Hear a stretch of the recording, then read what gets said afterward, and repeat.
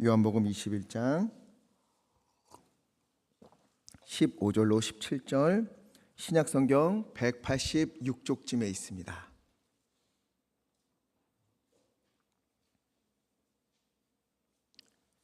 요한복음 21장 15절로 17절의 말씀 함께 읽겠습니다. 그들이 조반 먹은 후에 예수께서 시몬 베드로에게 이르시되 요한의 아들 시몬아, 내가 이 사람들보다 나를 더 사랑하느냐 하시니 이르되 주님, 그러하나이다. 내가 주님을 사랑하는 줄 주님께서 아시나이다. 이르시되 내 어린 양을 먹이라 하시고, 또 두 번째 이르시되 요한의 아들 시몬아, 내가 나를 사랑하느냐 하시니 이르되 주님, 그러하나이다. 내가 주님을 사랑하는 줄 주님께서 아시나이다. 이르시되 내 양을 치라 하시고, 세 번째 이르시되 요한의 아들 시몬아, 내가 나를 사랑하느냐 하시니 주께서 세 번째 내가 나를 사랑하느냐 하심으로 베드로가 근심하여 이르되 주님, 모든 것을 아시오매 내가 주님을 사랑하는 줄을 주님께서 아시나이다. 예수께서 이르시되 내 양을 먹이라. 아멘. 우리 지난주가 부활절이었습니다. 우리 어떻습니까? 여러분도 예수님과 함께 부활하셨습니까? 우리에게는 우리 앞에 놓여진 그 십자가의 길, 이 너머에 부활이 예비되어 있는 줄 믿습니다. 주님께서 우리를 대신하여 십자가를 치셨고, 그리고 사흘 만에 부활하사 부활의 영광을 우리에게 베풀어 주셨어요. 그로 인하여서 우리는 물론 마지막 날, 우리 주님 앞에 서는 날, 그때에도 부활하겠지만 그것만이 아니라 우리의 지금 가는 이 인생길에서도 주님께서 베풀어 주시는 부활의 은혜를 누리게 될 줄 믿습니다.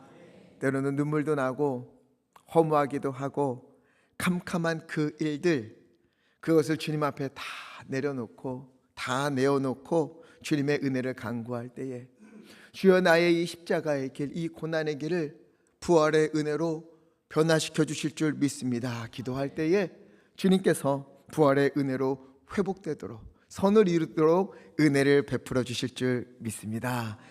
그럼에도 우리에게는 이 믿음이 있음에도 불구하고 마음 한켠에는요, 이런 고민들이 있을 것 같아요.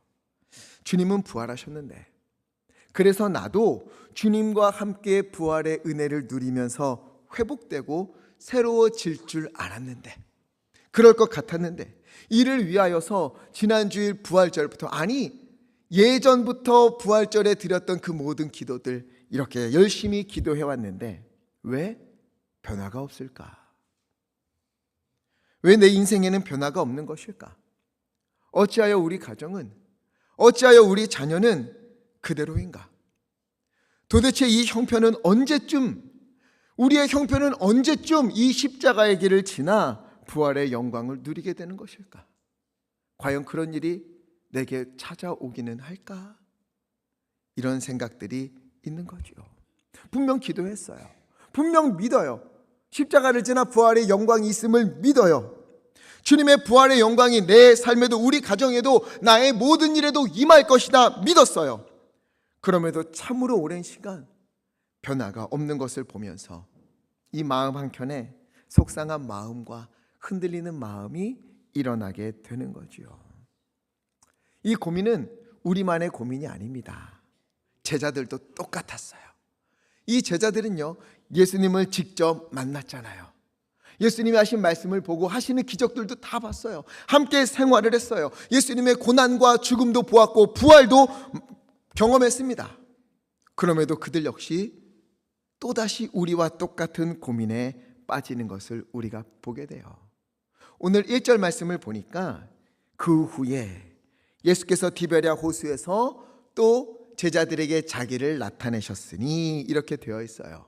이 디베랴 호수는 어디인가 하면 사진 보여주시면은요, 이게 갈릴리 호수예요. 가끔 지도 보여드리지만 예루살렘은 아래쪽에 있지요. 그리고 요단강 이쪽에 사해가 있고 요단강 줄기를 따라 쭉 올라가면 위쪽에 갈릴리 호수가 있습니다. 갈릴리 바다라고도 부르지요. 이 갈릴리 호수 좌측편에 디베랴라고 하는 작은 마을이 있어요. 오늘 여기에서 일어난 일입니다. 특히 이 갈릴리 호수는요, 제자들에게 너무도 큰 추억의 장소, 신앙 체험의 현장이었어요. 이 갈릴리 바다에서 예수님을 만났고, 오병이의 기적도 이 갈릴리 호수에서 있었던 일이고, 예수님이 물 위를 걸어오신 것도, 그리고 제자들에게 있었던 그 풍랑들을 잠잠하게 하신 것도 다 이 갈릴리 호수, 갈릴리 바다 여기서 있었던 일입니다. 바로 이곳으로 부활하신 예수님이 제자들을 만나러 오시는 거예요. 물론 제자들은요, 이미 부활하신 예수님을 만났습니다. 어디서 만났어요? 집에서. 20장 19절, 유대인들을 두려워하여 이 제자들이 한 집에 모여서 꽁꽁 문을 걸어 잠그고 숨어 있었어요. 그때 예수님이 닫힌 문 안으로 제자들을 찾아오십니다. 이때가 제자들이 예수님 부활하신 걸 처음 만난 때였어요. 얼마나 기뻤겠어요. 그런데 이 자리에 누가 없었지요? 의심 많은 도마가 그 자리에 없었어요. 도마가 돌아왔을 때 제자들이 신이 나서 이야기합니다. 와, 우리가 주님을 만났어. 주님 정말 부활하셨어. 우리가 문 걸어 잠그고 숨어 있는데 이 닫힌 문 안으로 주님께서 들어오셔서 우리를 만나 주셨어. 그러자 도마가 어떻게 해요? 25절, 헛소리하지 마라. 내가 그 손에 있는 못자국을 내 두 눈으로 보고 그 손 못자국에 내 손을 넣고 그 옆구리에 내 손가락을 넣기 전에는 나는 믿지 않겠다. 도마가 얘기해요. 믿지 않았어요. 26절, 그로부터 8일이 지났어요. 8일이 지났을 때 제자들이 여전히 집 안에서 모여 있었어요. 아마도 문을 걸어 잠그고 있었겠지요. 두려우니까. 그런데 바로 그 닫힌 문으로 예수님이 또다시 제자들을 찾아오십니다. 그들을 만나 주신 거예요. 이때 도마도 있었어요. 그래서 예수님이 도마에게 매우 중요한 말씀을 들려주셨지요. 20장 29절 함께 읽겠습니다. 시작. 예수께서 이르시되 너는 나를 본고로 믿느냐? 보지 못하고 믿는 자들은 복되도다 하시니라. 아멘. 이렇게 두 번을 예수님이 제자들을 만나 주셨습니다. 도마가 없을 때 한 번, 도마가 있을 때 한 번, 그리고 오늘 21장이 세 번째 부활하신 예수님이 제자들을 만나 주시는 장면이었어요. 앞에 두 번은 예루살렘에서, 그리고 오늘은 갈릴리 호수, 거기서도 작은 마을 디베라에서 예수님을 만나는 겁니다. 자, 그러면 제자들은 왜 예루살렘에서 두 번 예수님을 만났는데 갈릴리로 갔을까요? 왜 갈릴리로 갔을까? 예수님께서 부활하셨을 때 누구를 가장 만나 주셨지요? 여인들. 예수님이 부활하신 날 여인들을 가장 먼저 만나 주셨고요. 그리고 그들에게 이렇게 말씀하셨어요. 마태복음 28장 10절 함께 읽겠습니다. 시작. 이에 예수께서 이르시되 내 형제들에게로 거기서 나를 보리라 하시니라. 아멘. 여인들에게 이야기하는 거예요. 너희는 제자들에게 가서 내 제자들에게 가서 전하라. 갈릴리로 가라. 그러면 거기서 나를 만날 것이다. 이 말을 전해다오 말씀하셨어요. 그러니 제자들은 부활하신 예수님을 만나려면 어디로 가야 돼요? 갈릴리로 가야죠. 그래서 집 안에서 꽁꽁 숨어 있을 때 예수님이 두 번 찾아오긴 하셨지만 언제 다시 찾아오실지 몰라요. 언제 오실지 모릅니다. 그래서 이제는 하염없이 기다리는 게 아니라 예수님이 갈릴리에서 만나자고 하셨지, 가자. 그리고 갈릴리로 예수님을 찾아 떠난 거예요. 갈릴리에 도착을 했을 때 제자들은 당황을 합니다. 왜 당황했을까요? 분명 예수님은 잡히시기 전에 약속하셨거든요. 마태복음 26장 32절, 내가 살아난 후에 누구보다 먼저, 너희보다 먼저 갈릴리로 가리라. 갈릴리로 가신다고 약속하셨어요. 너희보다 먼저 갈릴리에 가서 있을 것이다. 또 28장에서 천사들이 여인들에게 이런 이야기를 전해줬어요. 28장 7절, 너희는 빨리 가서 제자들에게 예수님의 부활 소식을 알려라. 그분은 죽은 자 가운데서 살아나셨고 너희보다 먼저 어디로 가시나니? 갈릴리로 가시나니 거기서 너희가 배우리라. 그러니 여러분 보세요. 먼저 가신다고 했어요. 그러면 제자들이 갈릴리로 갔을 때 누가 제자들을 기다려줘야 돼요? 예수님이 기다려줘야죠. 먼저 가셨잖아요. 먼저 가서 내가 기다리겠다. 너희가 오면 나를 만날 거야 하셨으니 가면 만나야 되는 거예요. 그런데 예수님이 보이지가 않아요. 분명 갈릴리에서 보자고 하셨는데 아무리 둘러봐도 없어요. 잠깐 어디 가셨나? 조금만 기다려볼까? 아무리 기다려도 오시지를 않는 거예요. 점점 마음이 불안해지겠지요. 혹시 안 오시는 거 아닐까? 예수님이 끝까지 안 오시면 우리는 어떡하지? 예수님은 부활하셨는데 지금 제자들과 함께 있지 않아요. 그들이 어떻게 살아야 할지, 업으로 돌아갈지, 아니면 예수님의 제자로서 남겨진 그들이 뭘 해야 될지 아무런 이야기를 하지 않으셨어요. 서로 말은 하지 않지만 5만 가지 생각들이 오가는 겁니다. 우리 어떻게 해야 될까? 이제 어떻게 해야 될까? 그때 침묵을 깨고 베드로가 이야기합니다. 3절에 에이 모르겠다. 나는 물고기나 잡으러 가겠다. 그리고 고기를 잡으러 갑니다. 옆에 있던 제자들도 좋은 생각이다. 우리 고기나 잡자. 그리고 제자들은 배에 올라 물고기를 잡기 시작했어요. 그런데 이상하게도 한 마리도 잡히지 않는 거예요. 여러분, 이들은 어부입니다. 어부. 물론 예수님 따라다니느라 3년 동안 그물을 내리지 못했지만 그럼에도 평생 동안 그물을 내렸는데 3년 안 했다고 못 잡겠습니까? 아무리 노력하고 밤새도록 그물을 던져도 잡히지가 않는 거예요. 지금 제자들은 계속해서 실패를 맛보고 있는 중입니다. 예수님께서 잡히셨을 때 이 제자들 다 도망쳤어요. 부활하셨다는 소식을 들었지만, 여인들을 통해 들었지만 꽁꽁 문을 잠그고 숨어 있었습니다. 두려웠어요. 예수님이 부활하셔서 나타나셨습니다. 너무 기뻤지만 그들도 예수님만 부활한 것이 아니라 우리도 다시 살겠다, 이런 마음이 있었지만 끝내 어떻게 해요? 잠궜던 문을 열고 갈릴리로 와서 예수님 만나려고 했을 땐 만날 수가 없는 거예요. 다시 시작하고 싶었는데, 십자가를 지실 때 도망쳤지만 이제 부활하신 예수님과 뭔가를 다시 해보고 싶은데, 소망을 품고 다시 인생길을 펼쳐가고 싶은데 와보니까 예수님을 만날 수가 없어요. 영영 못 만나는 거 아닐까? 물고기나 잡자 했는데 이것만큼은 자신 있었는데 물고기도 안 잡혀요. 한 마리도 잡히지를 않아요. 지금 이들은 예수님을 따르던 길에서도 실패했고 늘 해오던 물고기 잡는 일에도 실패하고 있었어요. 모든 것에서 실패하고 있는 겁니다. 생각해 보세요. 계속 실패를 맛보다가 이거라도 던졌는데, 마지막으로 이거 던졌는데 그물은 계속 빈 그물만 올라와요. 마음이 어땠을까요? 저라면 분노가 치밀어 올랐을 것 같아요. 야, 어떻게 이것까지도 안 되냐? 세상에 내 마음대로 되는 일이 어찌 이렇게도 없냐? 예수님 3년 동안 따라다녔지만 예수님 배신했었고, 부활하신 예수님 만났지만 여기 왔더니 예수님을 찾을 수도 없고, 도대체 내 인생은 어디로 가고 있는 건가? 내가 여기 와서 예수님 만나서 내가 뭘 해야 될지, 어떻게 해야 될지 묻고 싶은데 예수님은 코빼기도 보이지 않고 물고기도 잡히지 않고 나는 이제 뭐 해야 되나? 차라리 내가 3년 전에 예수님 따라 나서지 말걸. 그냥 물고기나 잡았으면 이런 일 없었을 텐데. 고기도 잡히지 않으니 내 인생은 뭔가? 이런 생각이 들지 않았겠어요? 이 생각들이 머릿속에 꽉꽉 채워지니까, 이런 마음이 꽉꽉 채워지니까 어떻게 됩니까? 4절 함께 읽겠습니다. 시작. 날이 새어갈 때에 예수께서 바닷가에 서셨으나 제자들이 예수이신 줄을 알지 못하는지라. 아멘. 보세요. 예수님이, 제자들이 물고기를 잡으려고 빈 그물을 계속 올리는 동안 어느 순간 예수님이 저 바닷가에서 제자들을 보고 있었던 거예요.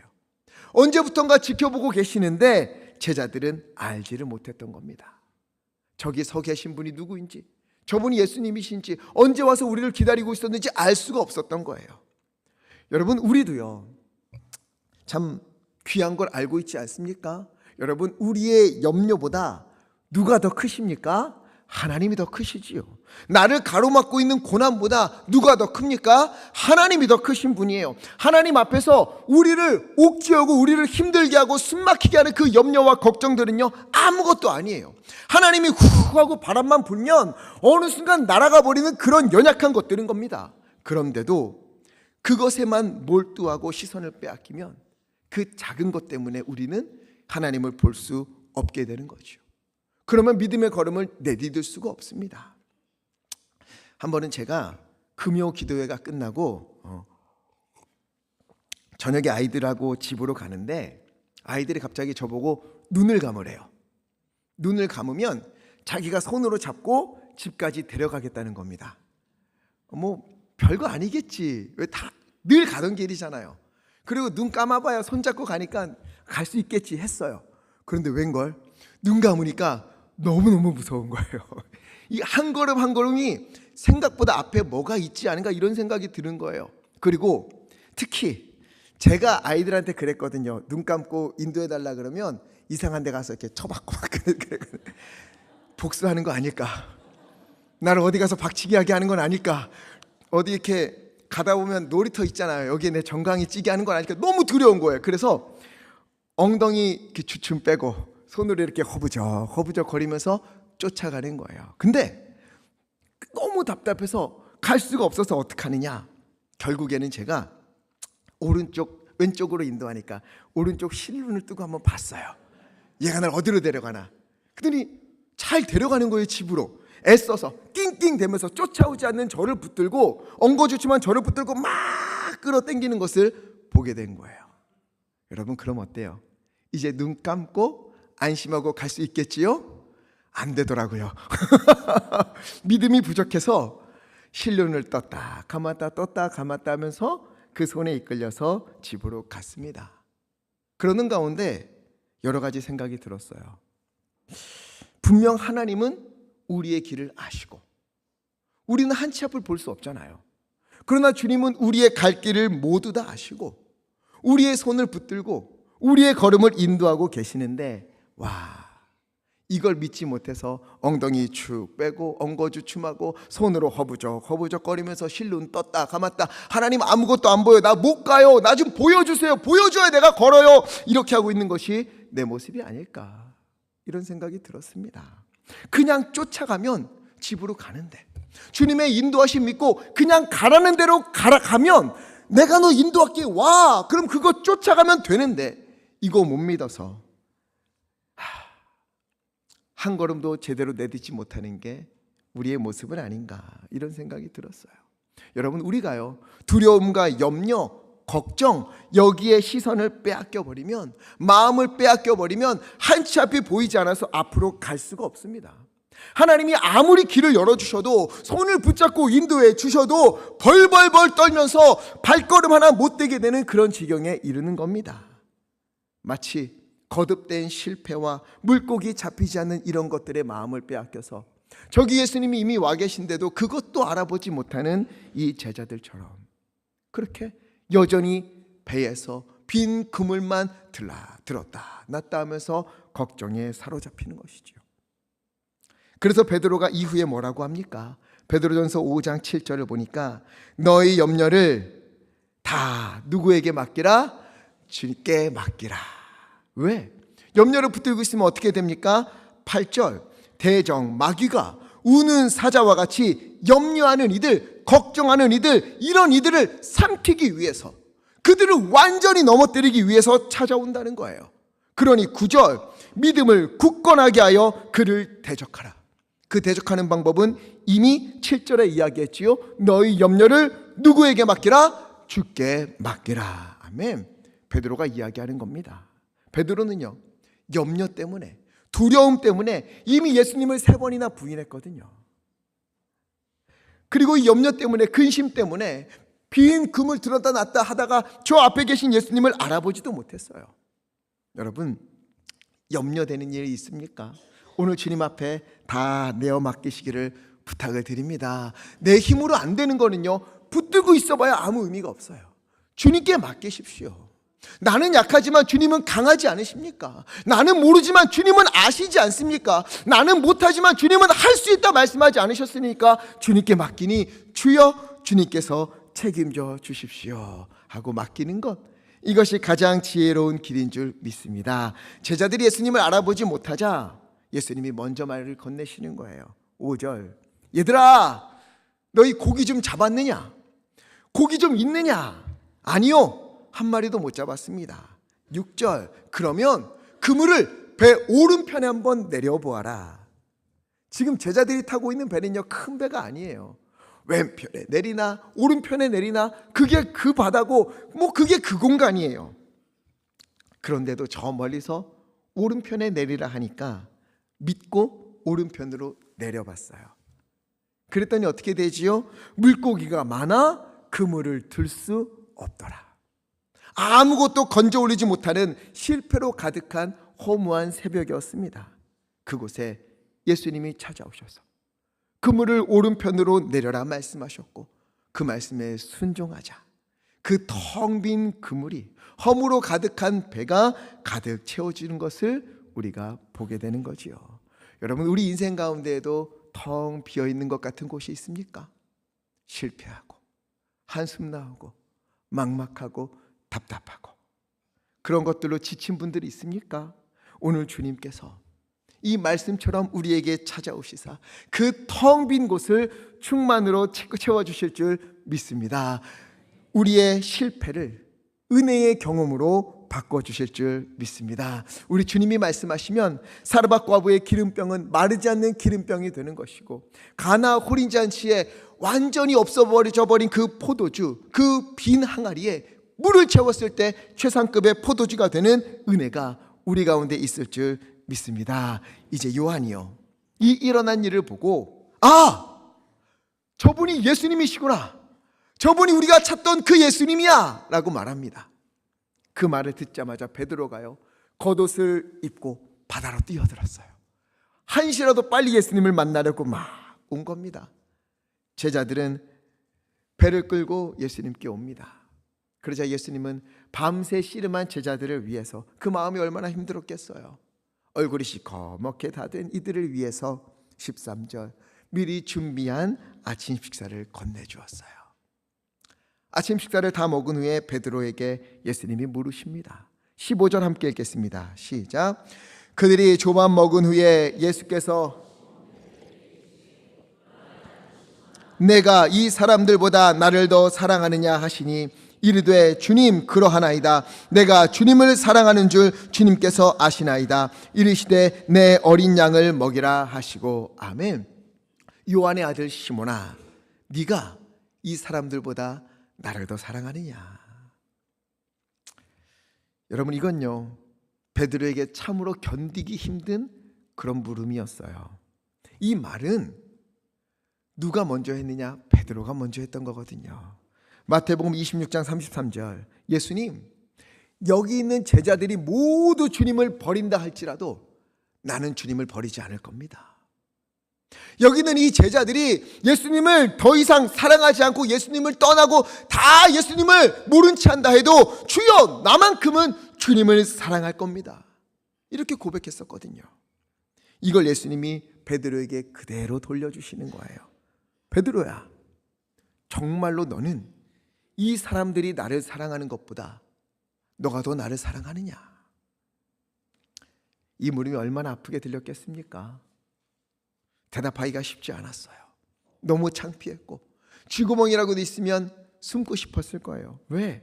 예수님이 붙잡히실 때 베드로는 도망쳤잖아요.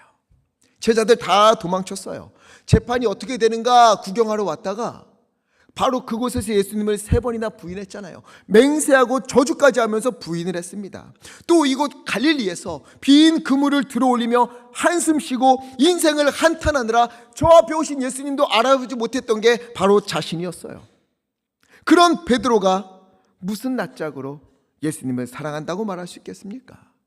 저라면요, 아이고 주님, 제가 어찌 주님을 사랑한다고 말할 수 있습니까?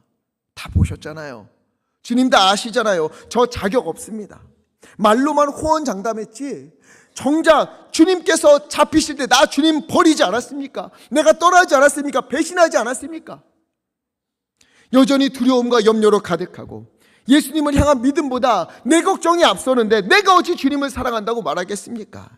이럴 것 같은데 베드로는 뭐라고 해요? 15절에 주님 그러하나이다. 내가 주님을 사랑하는 줄 주님께서 아시나이다. 굉장히 뻔뻔한 것 아닌가 이런 생각이 들죠. 그런데 더 놀라운 건 예수님이에요. 베드로의 그 모습을 다 아시면서도 그런데 사랑한다고 하자 뭐라고 하세요? 내 양을 먹이라. 한 번이 아니에요. 16절, 17절 세 번이나 똑같은 대화가 오갑니다. 예수님은 베드로에게 나를 사랑하느냐 물으셨고, 베드로는 그렇습니다. 주님 맞습니다. 내가 주님을 사랑하는 거 주님 다 아시지 않습니까? 이렇게 대답을 해요.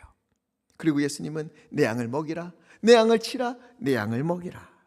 다시금 그에게 사명을 맡기시는 것을 우리가 보게 되는 거예요. 이게 도대체 무슨 장면일까? 근데 저는 여러분 성경에서 이 장면을 매우 좋아합니다. 부활절 다음 주에 저는 거의 이 본문으로 설교를 해요. 아마 매년 할 겁니다. 왜? 보세요. 베드로는 물론 실패했어요. 도망치고 부인하고 낙심하고 염려하고 여전히 그런 모습으로 베드로는 지금 예수님 앞에 서 있는 겁니다. 부활하신 주님을 만나고도 바뀌는 것도 없고 새로워진 것도 없는 그런 모습으로 예수님 앞에 서 있는 거예요. 그런데 주님이 물으십니다. 너가 정말 이 사람들보다 나를 더 사랑하느냐? 베드로는 이 물음에 마음이 찔렸겠지요. 너무도 아팠겠지요. 지난 잘못들 다 떠오르고 배신했던 것 떠오르고 지난날에 잘못했던 그 모든 죄들이 가슴을 막 쥐어짜고 있는데, 내가 사랑한다고 말하면 과연 예수님이 어떻게 반응하실지, 네가 지금 정말 나를 사랑해, 나를 사랑하면 너가 어떻게 나한테 그렇게 해 라고 말하실지 부끄럽고 두려운 마음이 있었겠지요.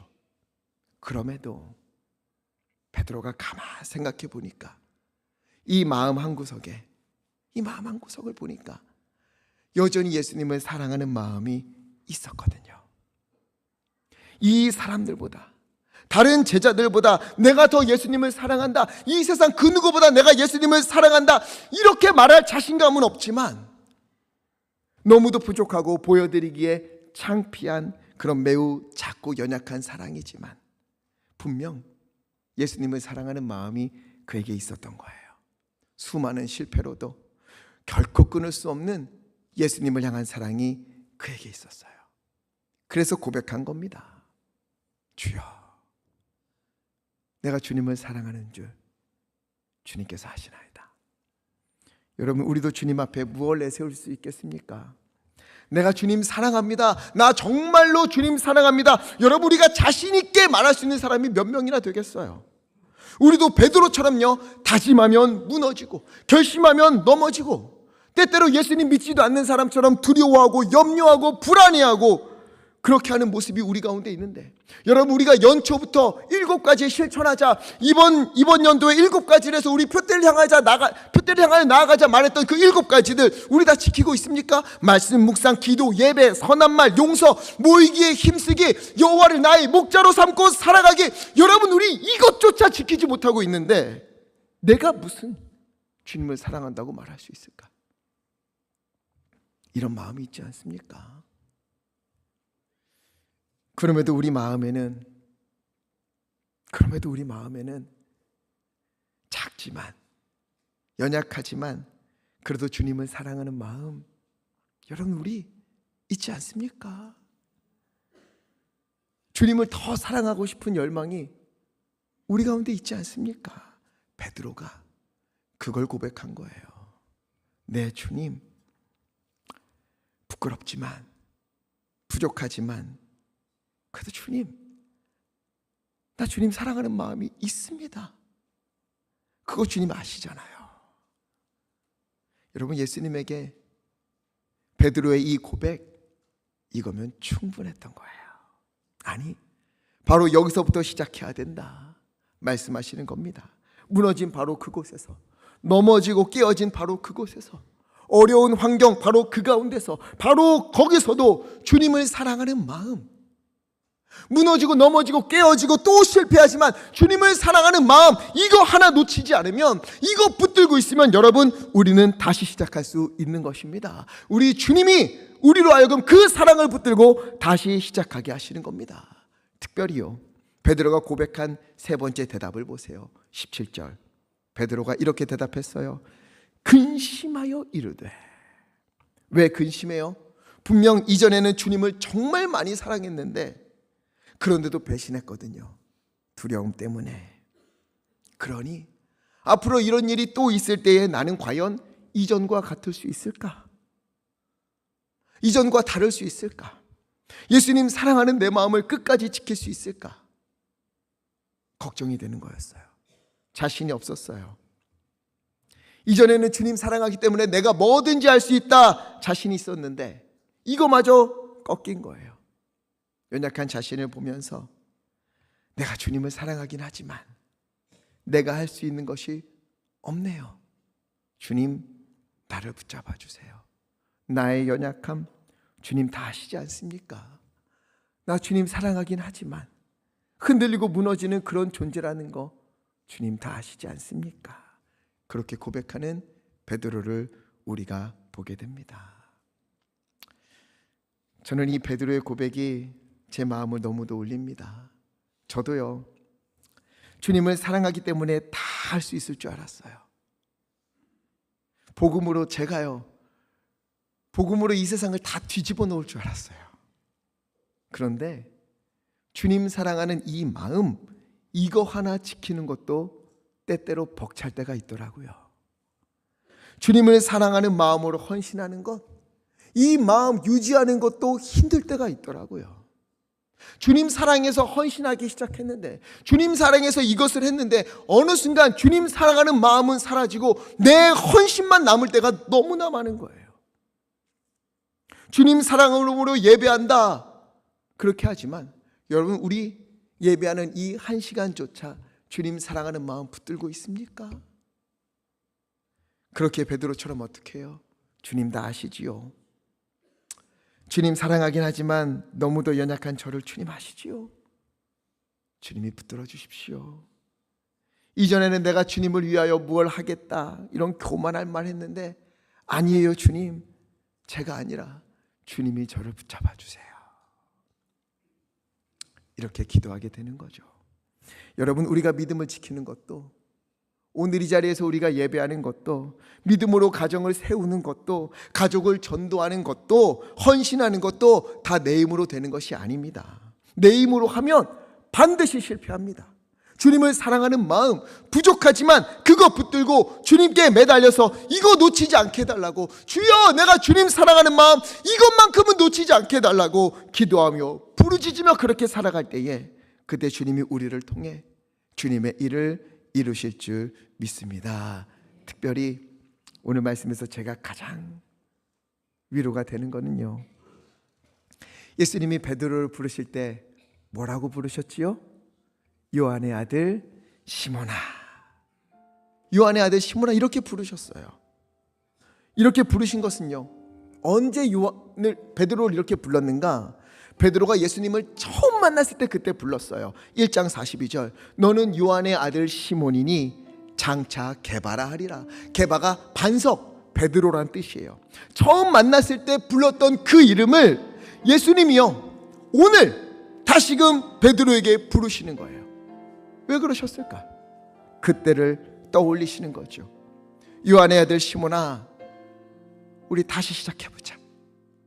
다시 해보자. 장차 게바, 베드로 반석이 될 거라고 내가 그때 얘기하지 않았느냐? 비록 너가 지금 다 무너졌다 하여도 이전에 시몬보다 더 못한 처지에 놓인 것 같아도 아니야, 그래도 불구하고 나를 사랑하는 마음이 너에게 있지 않니? 그거면 된다. 그거면 된다. 나와 함께 다시 시작하자. 요한의 아들 시몬아, 내가 장차 너를 게바, 반석 베드로의 길로 인도하리라. 함께하리라. 그렇게 베드로를 세워주시는 거예요. 여러분, 오늘 주님은요 우리를 다시금 부르시고 있습니다. 우리 믿음 생활 열심히 해왔잖아요. 헌신도 했잖아요. 기도도 했잖아요. 그런데 이전에 뜨거웠던 모습들 다 잃어버리지 않았습니까? 신앙생활도 요한계시록에 나오는 라오디아 교회처럼 미지근하게, 차갑지도 않고 뜨겁지도 않고 겨우겨우 유지하면서 버티기만 하고, 예수님을 사랑합니다라는 찬양만 나오면 눈물 콧물 흘리고 주님 위하여 내가 온몸을 바치겠습니다, 내 생을 드리겠습니다 라고 고백했던 것들이 다 추억이 되어버린 우리에게 오늘 주님이 찾아오시는 거예요. 부활의 주님이 만나주시는 겁니다. 그리고 말씀하시는 거예요. 요한의 아들 시몬아, 누구야? 너 목사 직분 받기 전에, 장로 되기 전에, 권사 되기 전에 집사 되기 전에 그때 얼마나 뜨거웠니? 근데 그 직분 받고 나서 너의 모습은 어떻게 되어 있니? 오늘 주님이 물으시는 거예요. 우리 다시 시작하자. 나를 사랑하니? 부족해도 연약해도 흔들려도 괜찮아. 내가 붙잡아 줄게. 내 사랑은 누구도 끊을 수 없으니 염려 말고 다시 시작하자. 이렇게 말씀하시는 주님의 음성에 아멘으로 화답하는 우리 모두 되기를 간절히 축복합니다. 주님 사랑하십니까? 우리가 자신 있게 대답하기는 어려울 수 있어요. 저도 그래요. 그러나 오늘 힘을 내어서 부족하지만 연약하지만 늘 넘어지지만 그래도 용기 내어 고백했으면 좋겠어요. 주님, 나 또 무너지고 나 넘어졌고 내 믿음은 성장하는 게 아니라 자꾸만 믿음을 깎아먹고 있는데 그래도 주님, 이 마음에 주님 사랑하는 게 있는 거 주님 아시지요? 나를 붙잡아 주세요. 이 사랑이 주님 안에서 더욱 커져갈 수 있도록 나를 붙잡아 주시고 내 삶이 이 사랑을 짓누르는 게 아니라 이 사랑이 내 삶을 변화시키도록 아버지 나를 붙잡아 주시옵소서. 기도할 때 주님이 우리를 변화시키실 줄 믿습니다. 아직 우리 가운데 주님을 사랑하는 게 무엇인지 잘 모르는 분들이 있을 수 있어요. 신앙생활 한 지 얼마 안 돼서 주님을 사랑한다는 게 무슨 뜻인가, 어떻게 해야 되나 하시는 분들 괜찮아요.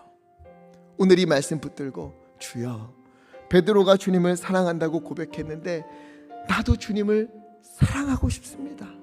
잘 모르지만, 아직은 잘 모르겠지만 주님 사랑하고 싶습니다. 주여 내게 은혜를 허락하소서. 이렇게 고백할 때에 주님께서 우리 가운데 오셔서 우리의 잃어버린 사랑을 회복하시고 우리의 믿음과 소망을 또 은혜를 모두 다 주님의 은혜로 회복시켜 주시고 덧입혀 주시는 은혜가 우리 가운데 있을 줄 믿습니다. 그래서 우리 이 찬양 고백했으면 좋겠어요. 우리 마음을 다하여서 예수님 사랑합니다. 사랑합니다. 사랑합니다. 오직 주님만 더 간절히 원합니다. 주여 내게 넘쳐나게 하옵소서. 주님을 향한 사랑이 넘쳐나게 하소서. 주님을 향한 갈망이 넘쳐나게 하소서. 내가 주님을 더욱 사랑하기 원합니다. 우리 시간에 마음을 다하여 찬양으로 함께 고백하겠습니다.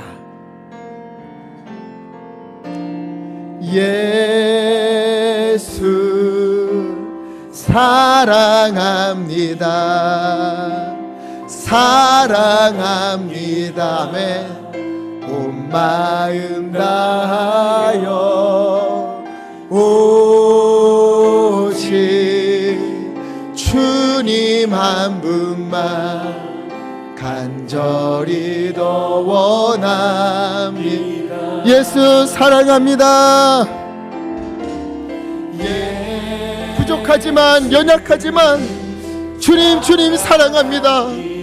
나 넘어지고 실패하고 무너지고 주님 앞에 보여드릴 마음 없지만 그럼에도 주님 사랑하는 마음이 있습니다. 주님 아시지요. 주님 아시지요. 간절히 더 원하니 주여 내게 넘쳐나게 하소서. 넘쳐나게 하소서. 넘쳐나네. 주를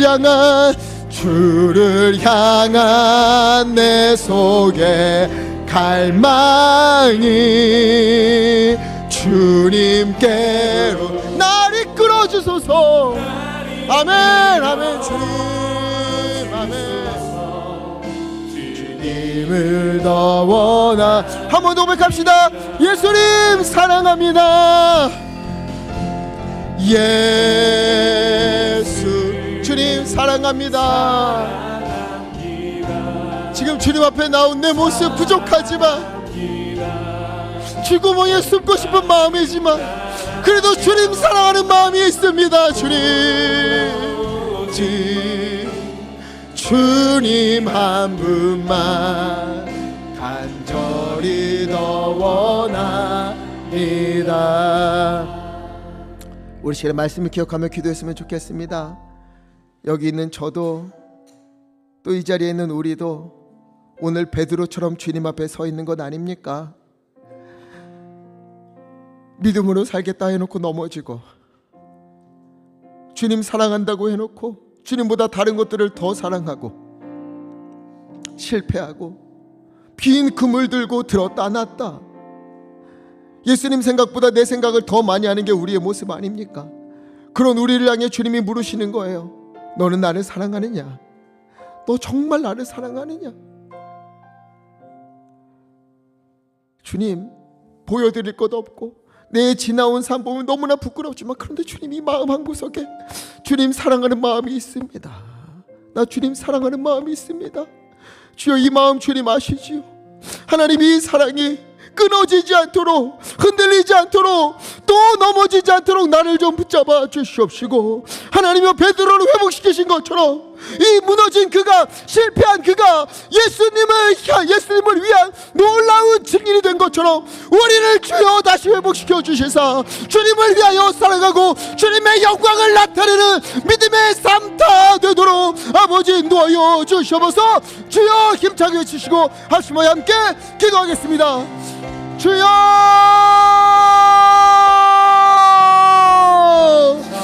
오 주님, 오 주님, 너는 나를 사랑하느냐?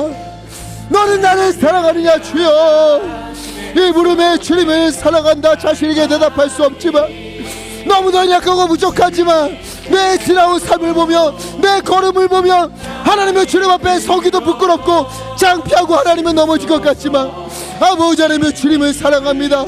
주님 바라봅니다. 오 주여, 오 주여 붙잡아 주시옵소서. 하나님이여 베드로를 회복시키신 것처럼 그의 그 작은 사랑, 연약한 사랑을 받으시고, 그거면 충분하다, 그거면 충분하다. 너가 그 사랑을 붙들고 있으니 내가 너를 붙잡아주고 내가 너를 변화시키겠다 말씀하신 거 우리 가운데 이루어 주시옵시고, 우리를 회복시켜 주시옵소서. 우리를 살려 주시옵소서. 오저리 오 주님 붙잡아 주시옵소서. 오 하나님 돌보아 주시옵소서. 주님 넘쳐나게 하소서. 넘치게 하소서. 주를 향한 갈망이, 주를 향한 내 속에 갈망, 주님께로 날 이끌어 주소서. 아멘. 주소서. 주님을 넣어 한 번 더 고백합시다. 예수 사랑합니다. 아멘. 예수 주님 사랑합니다. 아멘. 사랑합니다. 온 마음 다하여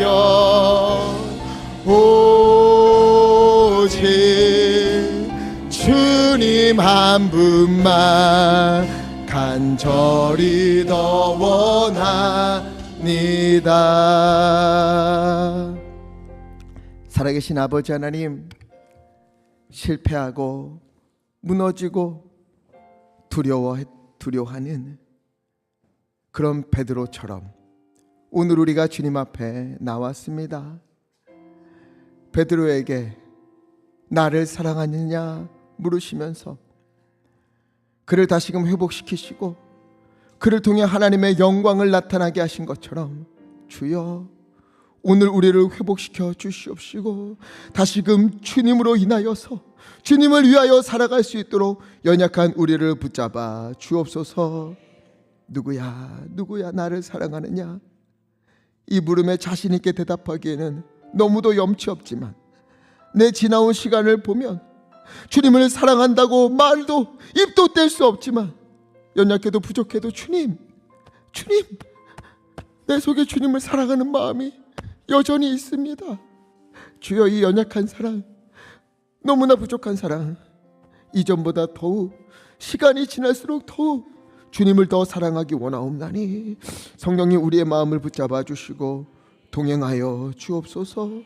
우리를 변화시켜 주시옵소서.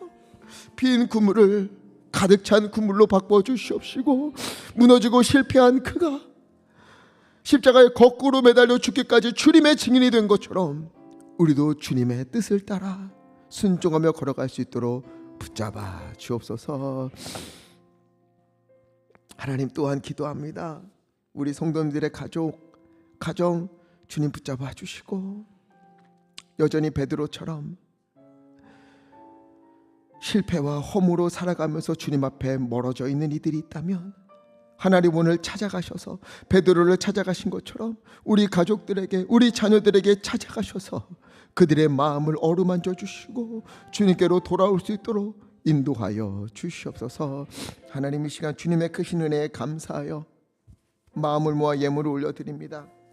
11조와 감사헌금 여러 제목의 헌금으로 마음의 소원을 담아 주님 앞에 올려드리오니 기뻐 받아 주옵소서. 쓰여지는 곳에 하나님의 은혜가 넘치게 하시고 드린 손길 기뻐 받으시사 하늘문을 여시어 넘치는 복을 부어 주시옵소서. 또한 감사한 마음으로 강단의 꽃과 성미를 주님 앞에 드려옵나니 주님 기뻐 받아 주시고 놀라운 은혜로 덧입혀 주시옵소서. 우리 성도님들 붙잡아 주시고 아픈 이들 주 하나님 만지시사 치유하여 주시옵시고 무너진 마음 어루만지시사 일어서게 하여 주시옵시고 아버지 삶의 의욕을 잃어버린 이들이 주님으로 말미암아 다시 일어나 기쁨의 찬양을 부를 수 있도록 은혜 위에 은혜를 덧입혀 주옵소서. 우리 주 예수 그리스도 이름으로 간절히 기도하옵나이다. 아멘.